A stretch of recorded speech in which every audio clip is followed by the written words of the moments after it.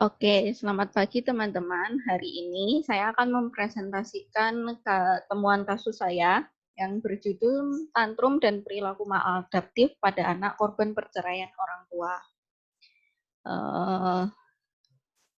Mari kita lihat ke kasusnya. Nah, ya, ini namanya ada Kiki. Dia adalah seorang siswi kelas 5 SD di salah satu sekolah swasta yang berada di salah satu desa di kota Yogyakarta. Kedua orang tuanya itu bercerai ketika ia sejak bayi dan ayah kandungnya melepaskan tanggung jawabnya begitu saja terhadap Kiki dan ibu. Dan ibunya harus bekerja menjalankan dua peran untuk Kiki. Nah, sedari kecil sampai kelas 3 SD, Kiki itu diasuh oleh kakek neneknya. Pola asuh yang diterapkan kakek neneknya itu adalah dengan menuruti semua keinginan Kiki tanpa memberikan batasan guna mencegah kebiasaan yang tidak diinginkan. Dan karena kesibukan ibu Kiki, ibunya pun juga kurang memperhatikan pola asuh yang diterapkan oleh kakek dan nenek Kiki. Nah, 2 tahun yang lalu ibu Kiki menikah lagi dengan seorang laki-laki lajang yang bisa menerima kehadiran Kiki di tengah keluarga mereka. Ayah sambung Kiki ini merasa bahwa Kiki itu tumbuh menjadi anak yang suka membangkang, tidak bertanggung jawab, tantrum apabila keinginannya tidak diinginkan, dan terkadang lancang membuka handphone kedua orang tuanya. Lalu dia juga sering melakukan prokrastinasi terhadap tugas-tugas sekolahnya. Ayah sambung Kiki ini cukup khawatir dengan keadaan dan perilaku. Cukup khawatir dengan perilaku Kiki karena bisa menghambat prestasinya di sekolah. Nah, kalau dalam dalam lingkungan masyarakat, keluarga Kiki dikenal sebagai keluarga yang mau terlibat aktif dalam kegiatan masyarakat. Keluarga Kiki juga aktif dalam kegiatan gereja. Tinggal di daerah perdesaan yang padat penduduk membuat Kiki juga banyak bersosialisasi dengan anak-anak tetangga di sekitar rumahnya. Keluarga Kiki bisa dikatakan sebagai keluarga yang berkecukupan, karena kakek neneknya memiliki beberapa petak tanah yang digunakan sebagai perkebunan buah dan memiliki kendaraan pribadi roda 2 dan roda 4.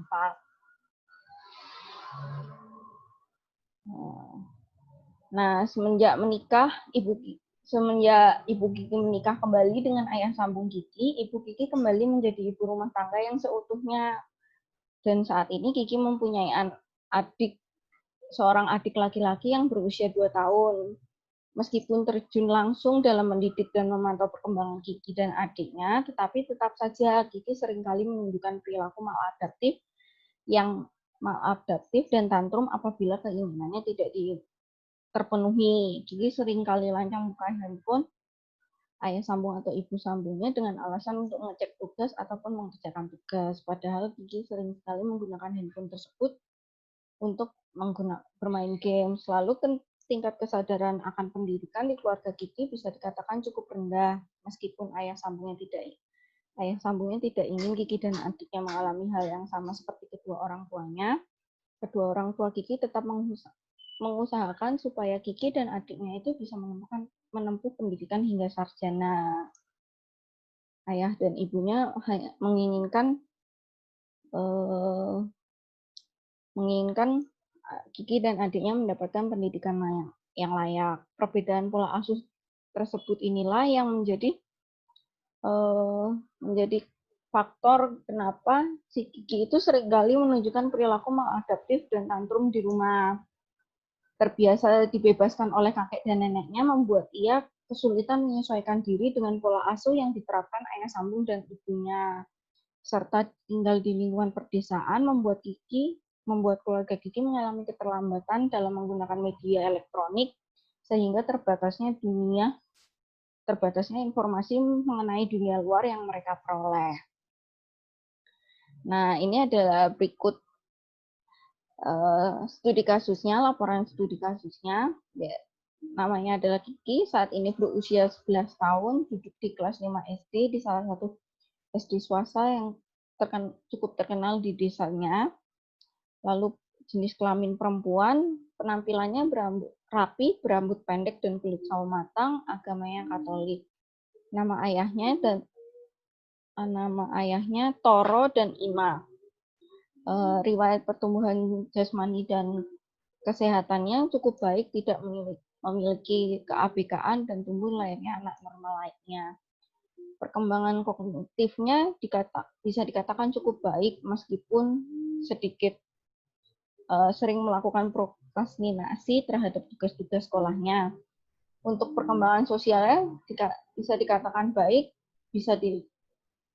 seperti yang saya sudah jelaskan di atas bahwa Kiki juga memiliki teman di sekitar rumahnya.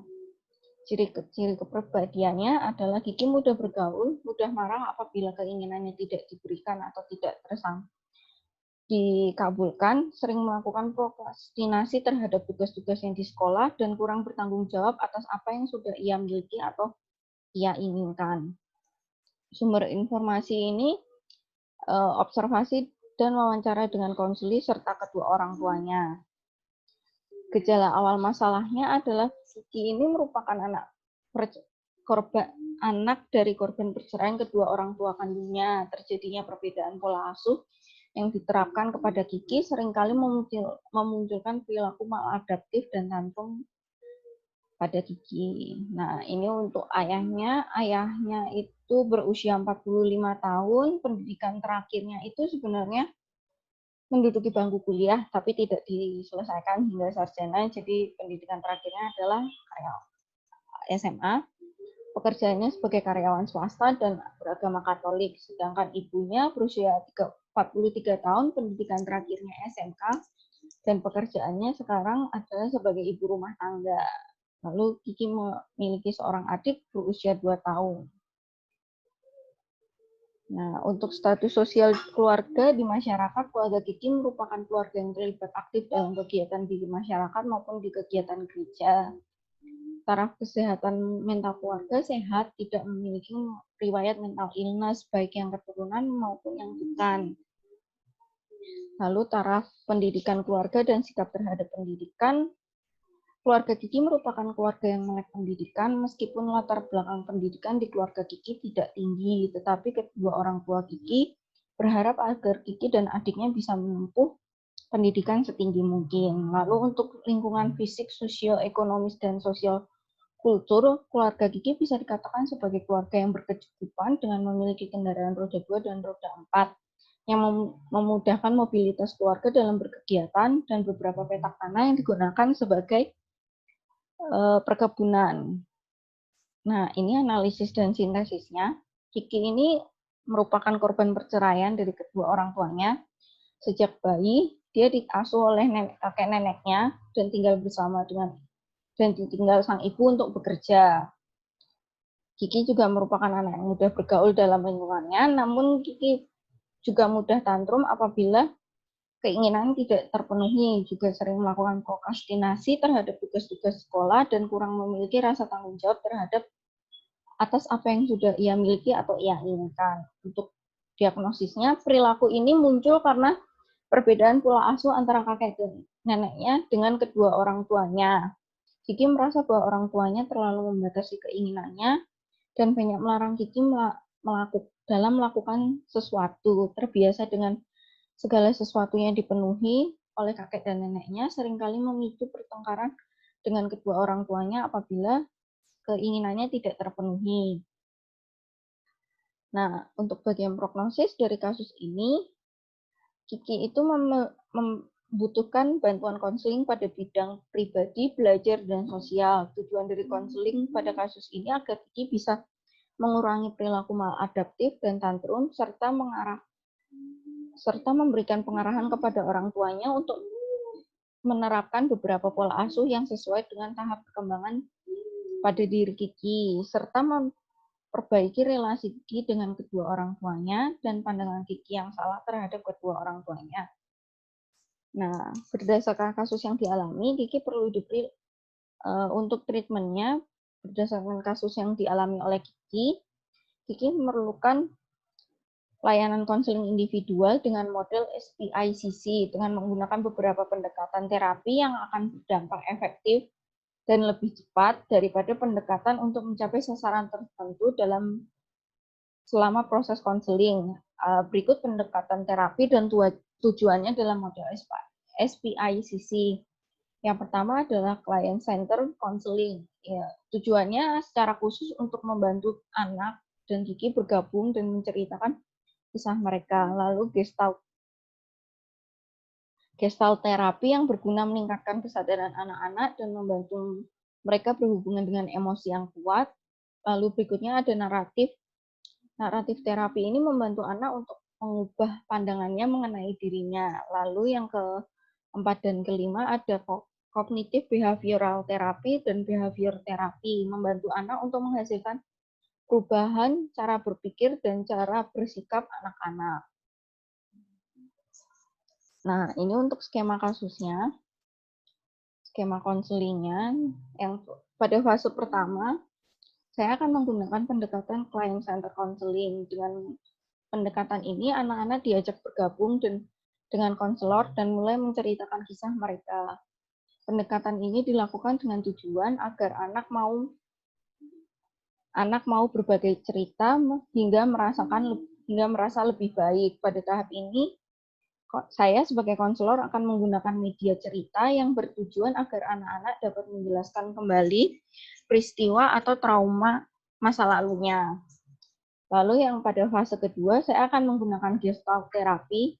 Nah, melalui pendekatan ini, anak-anak mulai diajak untuk melanjutkan kisah mereka, dan tingkat kesadaran mereka terhadap suatu permasalahan mulai meningkat. Dengan pendekatan ini, anak-anak mulai memunculkan kesadaran, mampu mengenali permasalahan dengan jelas, berhubungan dengan emosi, dan melepaskan emosi tersebut. Pada tahap ini juga, konselor akan menggunakan media kolase dengan tujuannya agar anak-anak dapat menghubungkan tekstur bahan dengan perasaan emosi. Lalu yang ketiga, pada fase ketiga saya akan menggunakan naratif terapi. Naratif terapi ini saya sebagai konselor akan mengajak anak untuk mengembangkan perspektif atau pandangan yang berbeda terhadap dirinya. Tujuannya agar anak bisa merekonstruksi dan menebalkan kisah yang lebih dimasalahkan anak-anak tersebut serta memperkuat persepsi mereka.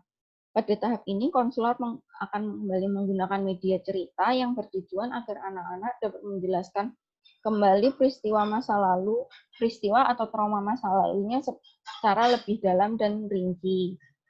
Lalu pada fase 4, saya sebagai konselor akan menggunakan kognitif behavioral terapi.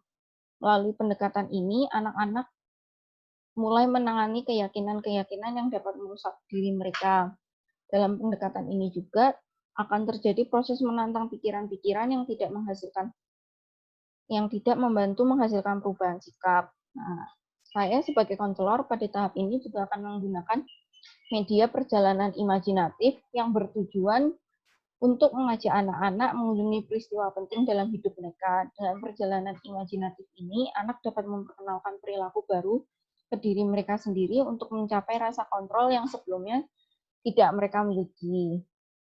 Lalu pada terakhir, saya akan menggunakan behavior terapi. Pada fase ini, saya akan mengajak anak untuk berlatih merasakan dan mengevaluasi sikapnya yang baru. Tujuannya agar anak bisa merasakan sikap yang baru dan menghasilkan penguatan sikap adaptasi. Pada tahap ini, saya sebagai konselor akan menggunakan drama imajinatif dengan tujuan agar anak-anak dapat mengembangkan pemahaman dan tentang motif dan perilaku mereka kepada orang lain. Oke, itu kira-kira presentasi dari saya. Apakah ada yang ingin memberi tanggapan atau memberikan masukan?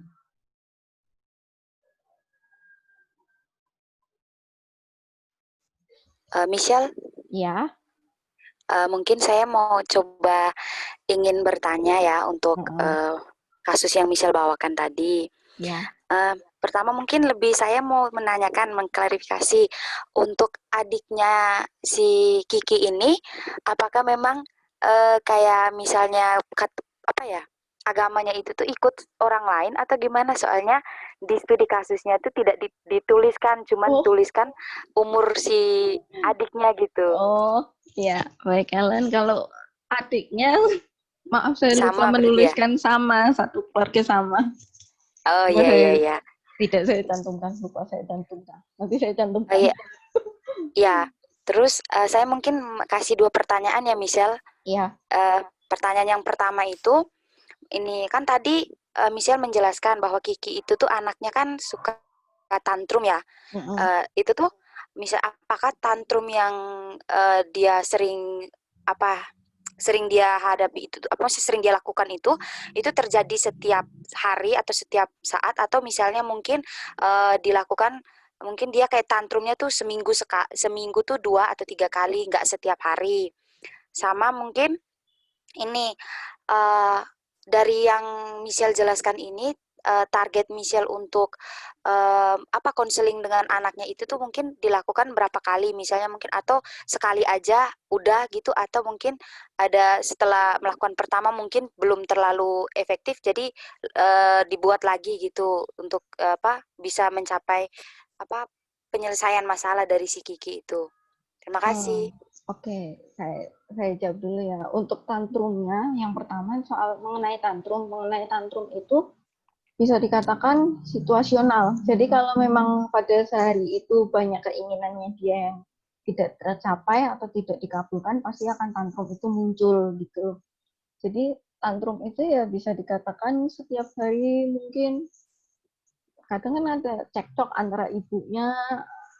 Nah, ketika ibunya tidak membiasakan semua keinginannya langsung terpenuhi, pasti dia langsung tantrum. Tantrumnya itu entah mengurung diri di kamar atau mogok makan kayak gitu, dia nggak mau keluar kamar kayak gitu.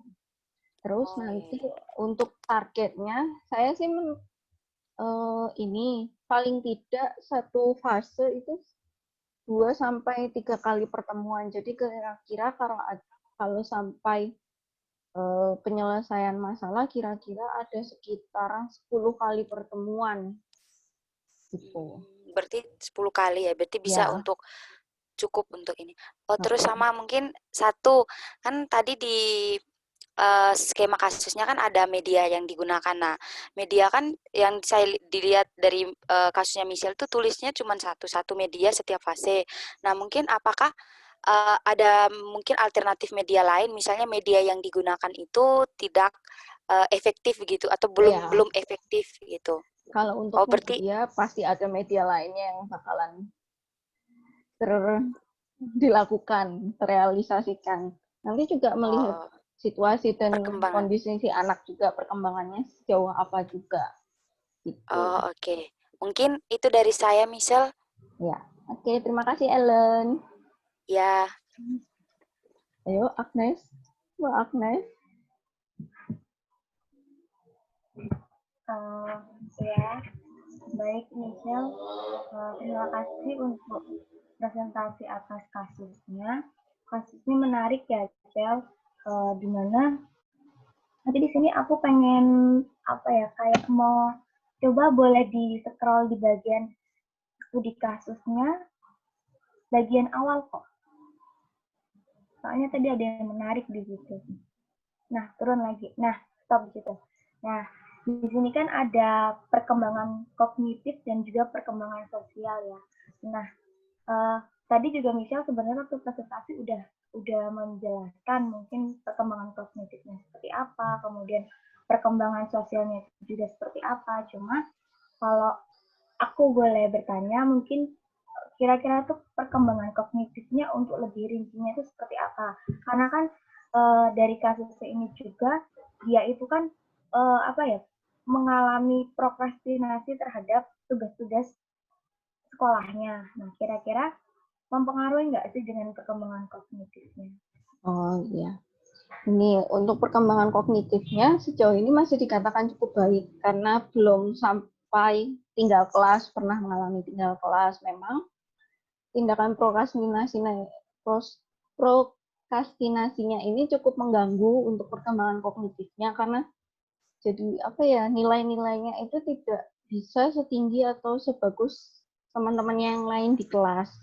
Jadi seringkali itu nilainya tuh terkadang mepet kayak gitu. Nilainya itu mepet mendekati KKM atau pas-pasan di KKM-nya kayak gitu. Dan ini cukup membuat resah kedua orang tuanya, kan pasti kedua orang tuanya pengen bahwa anaknya ini tuh bisa mendapatkan pendidikan yang lebih bagus gitu. Cuma memang karena anaknya ini susah untuk diajak belajar, jadinya agak sedikit mempengaruhi sih. Tapi belum sampai yang harus tinggal kelas gitu, untungnya belum. Gitu. Itu, Agnes, ada yang ingin ditanyakan Mungkin lagi? masukan dari aku ya, karena ini kan ya aku mau memberikan bisa mungkin kan kita menggali lebih dalam dan lebih rinci gitu loh informasi Ya. terkait kondisi kita. Jadi mungkin di studi kasus bagian perkembangan kognitif dan juga sosial itu bisa Michelle masukkan atau lebih Michelle jabarkan seperti ciri-ciri kepribadian tadi. Jadi infonya itu juga lebih lebih banyak gitu loh, semakin banyak informasi kan semakin baik begitu. Ya. Kemudian itu masukan yang pertama dari aku. Kemudian di bagian akhir studi kasus tadi kan ada treatment ya. Nah, sepertinya tadi treatmentnya kurang satu ya, Cel. Cuma sampai 4 ya tadi pendekatannya. 4, tapi nomor 4 ada 2 treatment. Ada 2 pendekatan. Udah jadi langsung jadi 1. Berarti oh iya ya, 5. berarti maksudnya 5 cuma tadi oke. Iya. Ya, sejauh ini sih kasusnya cukup menarik ya, Cel. Semoga bisa lanjut dan aku rasa pendekatan yang kamu pilih dengan usia dia yang masih usia ini 11 tahun ya, masih SD kan berarti. Itu cukup tepat. Kemudian juga sama yang disampaikan sama Ellen tadi, mungkin untuk media-medianya juga sudah tepat dan pastinya jangan lupa untuk menyiapkan alternatifnya ketika mungkin pendekatan itu nggak bisa ya maksudnya tidak berjalan lancar gitu mungkin dan juga medianya yang mungkin bisa lebih disesuaikan lagi dengan situasi si anaknya ini. Kalau menurut aku udah bagus. Oke, terima kasih Agnes atas masukannya dan sarannya.